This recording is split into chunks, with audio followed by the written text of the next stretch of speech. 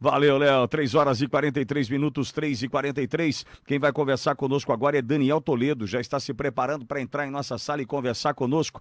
Daniel Toledo, que é advogado da Toledo e Advogados Associados, especializado em direito internacional, consultor de negócios internacionais e palestrante. Daniel, boa tarde. É sempre muito bom conversar contigo. Seja bem-vindo à Jovem Pan. Boa tarde mais uma vez, muitíssimo obrigado pelo convite, o prazer é todo meu. Daniel, sei que você está a par do que acontece com relação às motivações por trás das estratégias de Donald Trump para tentar permanecer na Casa Branca, inclusive buscando a informação em fontes confiáveis. Qual o motivo? O que está por trás dessas motivações, Daniel? Tem bastante coisa que envolve isso, né? As eleições, eu particularmente acreditava que o Trump fosse ganhar, torcia para que o Trump fosse ganhar, principalmente pela questão econômica mundial, mas eu acho que a gente tem que ter consciência do que realmente está acontecendo, senão a gente vira simplesmente um alvo manipulável da mídia, e a gente tem visto muita coisa esquisita.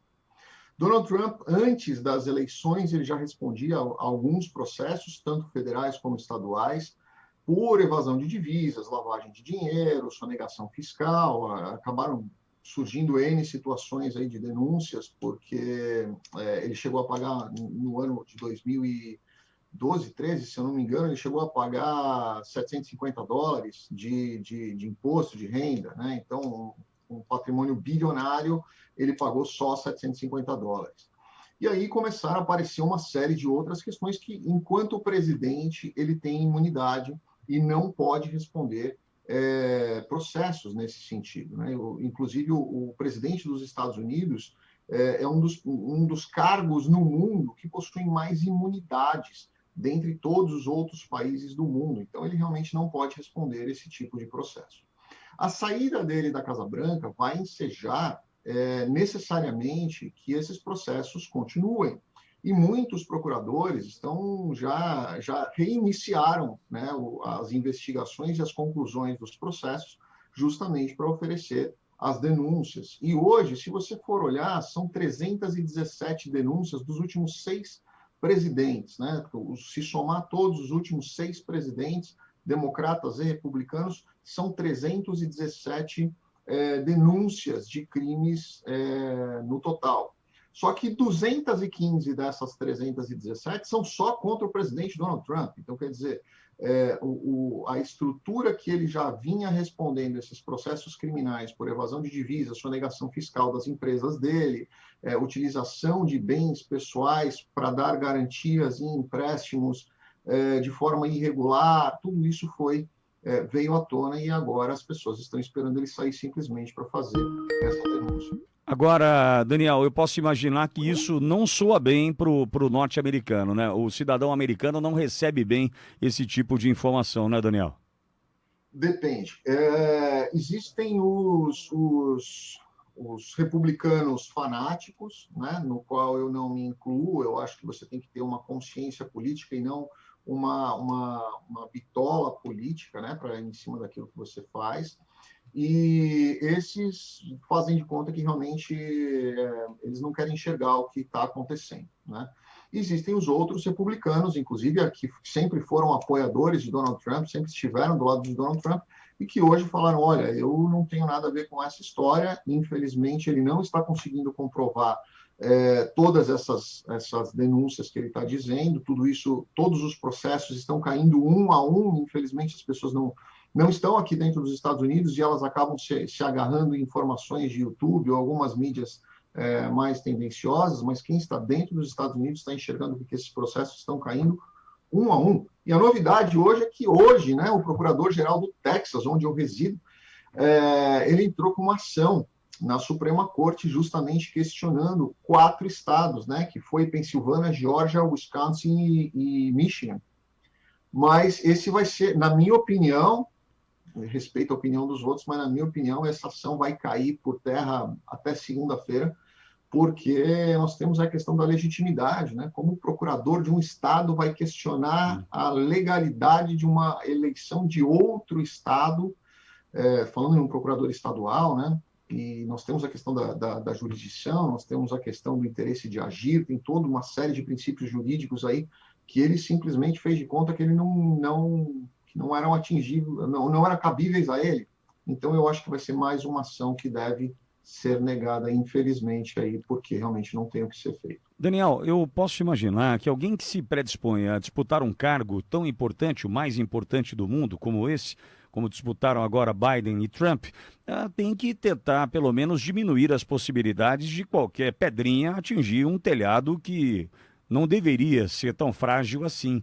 O que aconteceu? O que o Trump deixou passar que pode fazer com que ele se complique assim que deixar a Casa Branca? O que eu estou tentando dizer é o seguinte, Daniel, não era melhor ter resolvido questões relativas, por exemplo, ao imposto de renda e ao que declarou antes de disputar isso e tentar tomar menos pedrada essa vitrine durante esse jogo agora?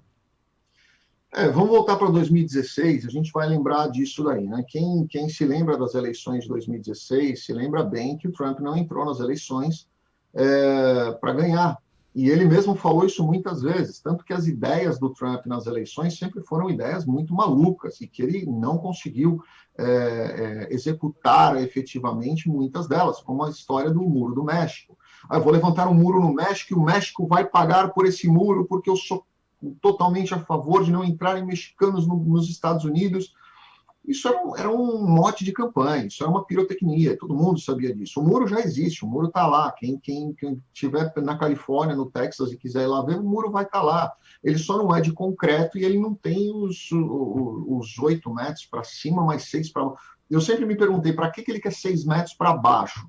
Ele quer que os mexicanos, ele acha que vão passar tatus para dentro dos Estados Unidos? Porque quem vai cavar 6 metros de profundidade para passar para os Estados Unidos? Então, assim, foi muita pirotecnia e as pessoas sabiam disso. Ele bateu para conseguir a aprovação da verba. Nós tivemos quase uma situação de quebra mesmo dentro dos Estados Unidos. Quem lembra disso aí há 2 anos atrás, nós tivemos 2 votações de ampliação da dívida que os Estados Unidos poderia contrair para poder continuar pagando as suas contas. Isso foi negociado entre o presidente e o Congresso e chegou a um ponto onde eles pararam o Congresso por 1 mês e pouco, quase 2 meses. Isso quase quebrou o país, né? Então, foi o jeito do Trump de dizer, olha, mas eu tentei. E ele sabia que ele não a intenção dele não era ser eleito. E ele foi eleito pela revolta das pessoas que tinham em razão da situação em que a gente estava vivendo naquele minuto. Muita gente votou no Trump, não por votar no Trump, mas por ser contra algumas situações que estavam acontecendo naquele determinado momento. Sim. Localmente, Bauru talvez tenha vivido algo bastante parecido. Agora, como fica o mundo, né, diante destas informações, Daniel? Bom, muitas pessoas ainda continuam na esperança de que o Trump vai conseguir reverter essas eleições. Essas pessoas, eu quero dar uma informação para elas. Voltando, lembrando, eu sou tendenciosamente republicano, não democrata, tá? Então, eu não torci por Biden, não votaria no Biden. Mas eu quero que as pessoas lembrem uma coisa. A campanha do Trump, hoje, ele teve 70 milhões de votos, aproximadamente, né? 70 milhões de votos, estima-se que hoje ele já conseguiu angariar só para essa campanha que ele tem feito de doações para contestar esse resultado das eleições, ele angariou em torno de 300 milhões de dólares. Você com 70 milhões de votos, se cada um der aí $4, o que não é nada para um americano, se ele der $4 para o candidato dele, já deu os 300 milhões de dólares. O Trump gastou até agora 18 milhões de dólares para contestar. Tá? Desses 300 milhões, 25% por lei é cota partidária, vai para o partido, não é do Trump. E o restante, os outros 75%, é do Trump. Ele gastou, dos 75%, ele gastou 18 milhões de dólares. O resto é para ele fazer o que ele quiser, ele não precisa justificar. Ele tem uma dívida com imposto de renda de 400 milhões de dólares. Então, muitas pessoas estão dizendo que ele está fazendo com que o americano que o apoiou, que votou nele, que acredita que pode ser revertido, pague pelo menos uma boa parte dessa dívida de 400 milhões de dólares que ele tem com o imposto de renda. Essa é o que se fala hoje aqui nos Estados Unidos com relação a tudo isso. E o que é um absurdo.